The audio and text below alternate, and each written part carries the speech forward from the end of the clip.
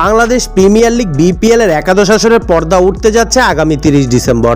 Bangladesh cricket board BCB ইতিমধ্যে BPL এর সূচি চূড়ান্ত করেছে। নিশ্চিত করা হয়েছে ঢাকা, চট্টগ্রাম, সিলেটের 3 ভেন্যুও। এই টুর্নামেন্টকে বৈশ্বিক পরিমণ্ডলে ছড়িয়ে দিতে আয়োজন ও ব্যবস্থাপনায় নতুনত্ব আনার কথা বলেছিলেন বিসিবির সভাপতি ফারুক আহমেদ। গতকাল নতুন করে বিপিএল এ মাস্কট উন্মোচন করা হয়েছে। বিপিএল আয়োজনে বিসিবির সঙ্গে কাজ করছে যুব ও ক্রীড়া মন্ত্রণালয়। সম্মিলিত ব্যবস্থাপনায় বাংলাদেশ প্রিমিয়ার লিগ বিপিএল 2025 এবং তারুণ্যের উৎসব 2025 আয়োজনের সিদ্ধান্ত নেওয়া হয়েছিল আগেই। আজ তারুণ্যের উৎসব অনুষ্ঠানে বিপিএল এর মাস্কট উন্মোচন করা হয়েছে। এর আগে প্রদর্শনী করা হয় জুলাই আগস্ট বিপ্লবে শহীদদের স্মরণে নির্মিত প্রামাণ্যচিত্র জুলাই অনির্বাণ।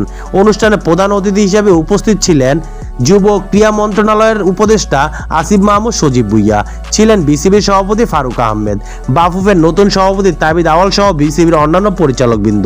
পাশাপাশি পুরুষ ও নারী দলের ক্রিকেটাররাও তারুণ্যের উৎসবে হাজির হয়েছিলেন। এছাড়া স্কুল কলেজের শিক্ষার্থীদের এই অনুষ্ঠানে আমন্ত্রণ জানানো হয়।